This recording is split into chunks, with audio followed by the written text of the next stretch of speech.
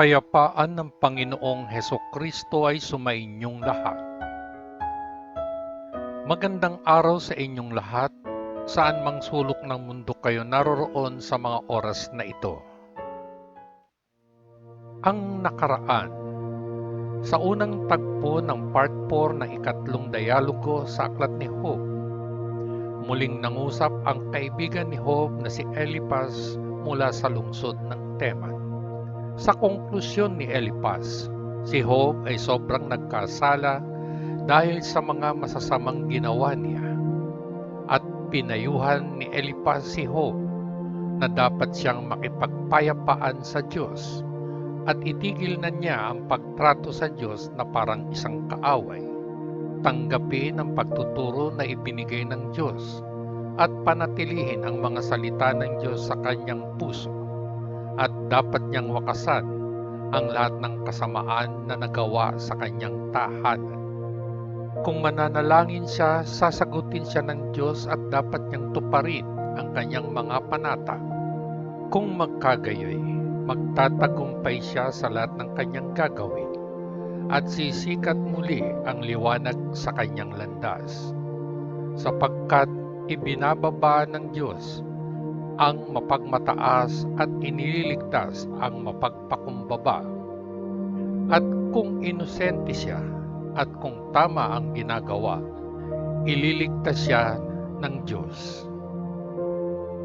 Sa ikalawang tagpo, sa kabila ng mga tinuran ni Eliphaz, sinabi ni Job na siya ay nagre-rebelde pa rin sa Diyos at hinahanap niya ang Diyos sapagkat nais niya na sa harap mismo ng Diyos niya ihayag ang kanyang mga argumento at nais niyang marinig kung ano ang mga sagot ng Diyos.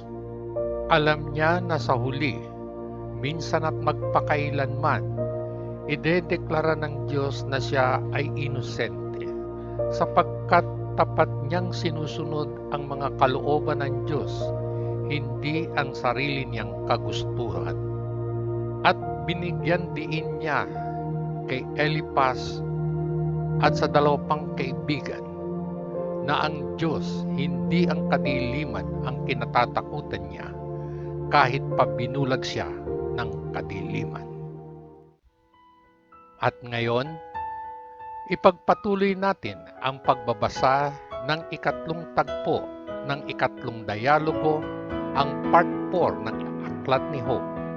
At ito ay pinamagatang Sagutan nila Job at Zophar. Nahango sa Aklat ni Job, ika-24 na kabanata mula unang talata hanggang ika-25 talata. Pakinggan natin ang pagpapatuloy ng mga pahayag ni Job at ang pagsabat ng kaibigan niyang si Zophar habang nagsasalita pa si Job. Nagpatuloy sa pagsasalita si Job. Bakit hindi nagtakda ang Diyos ng panahon para sa paghatol? Isang araw ng hustisya para sa mga naglilingkod sa Kanya.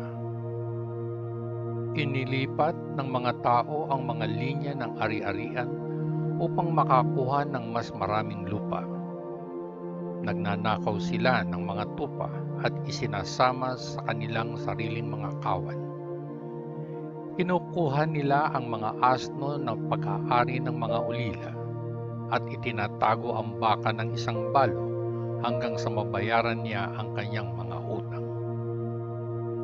Pinipigilan nila ang mga mahihirap na makamit ang kanilang mga karapatan at pinipilit ang mga nangangailangan na tumakbo at magtago. Kaya't ang mga dukha, tulad ng mga mailap na asno, ay naghahanap ng pagkain sa tuyong ilang. Wala na silang ibang mapaghanapan ng pagkain para sa kanilang mga anak. Kailangan nilang anihin ang mga bukid na hindi nila pag-aari at mamulot ng mga ubas sa mga ubasan ng masasamang tao. Sa gabi ay natutulog sila na walang saplot sa kanila, walang makakapigil upang hindi sila lamigin. Basang-basa sila ng ulan na pumapatak sa kabundukan at nagsisiksikan sila sa tabi ng mga bato bilang silungan. Ginagawang alipin ng masasamang tao ang mga batang walang ama at kinukuha ang mga anak ng dukha bilang bayad sa mga utang. Ngunit ang mga dukha ay kailangan lumabas na walang damit na magkakanlong sa kanila. Dapat silang magutom habang nag-aani ng trigo. Pinipiga nila ang mga olibo para sa langis at mga ubas para sa alak, ngunit sila sa sarili nila ay nauuhaw. Sa mga lungsod ay sumisigaw ang mga sugatan at nag-aagaw buhay, ngunit hindi pinapansin ng Diyos ang kanilang mga panalangin. May mga taong tumatanggi sa liwanag, hindi nila ito naiintindihan o kung saan ito hahantong.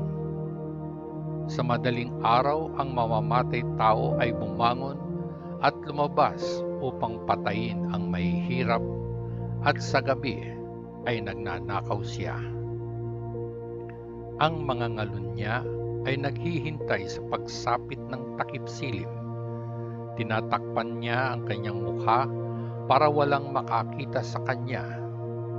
Sa gabi ay pumapasok ang mga magnanakaw sa mga bahay, ngunit sa araw ay nagtatago sila at umiiwas sa liwanag. Kinatatakutan nila ang liwanag ng araw, ngunit ang kadiliman ay hindi nagtataglay ng takot sa kanila. Sumabat si Sofar. Ang masamang tao ay tinangay ng baha, at ang lupain na pag-aari niya ay nasa ilalim ng sumpa ng Diyos. Hindi na siya pumapasok sa trabaho sa kanyang mga ubasan. Kung paanong ang nyebe ay nawawala sa init at tagtuyot, gayon din ang isang makasalanan at naglalaho sa lupain ng buhay.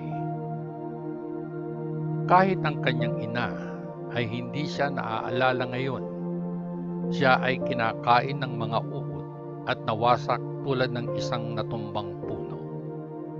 Nangyari iyon dahil minamaltrato niya ang mga balo at hindi nagpakita ng kabaitan sa mga babaeng walang anak. Ang Diyos sa kanyang lakas ay bumubuwag ng makapangyarihan. Kumikilos ang Diyos at ang taong masama ay mamamatay.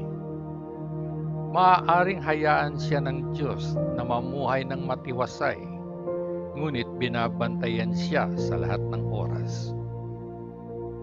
Sa ilang sandali ay umuunlad ang masamang tao, ngunit pagkatapos ay natutuyo siya tulad ng isang damo, tulad ng isang tangkay ng butil na pinutol. May sino man ba na maitatanggi na ito ay ganito? May sino man bang makapagpapatunay na hindi totoo ang mga salita ko? At dito nagtatapos ang ikatlong takbo ng ikatlong dialogo ng Aklat ni Job.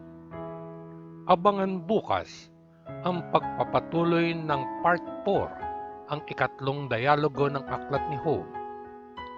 At ito ay pinamagatang Palitan ng Salita nila Job at Bildad.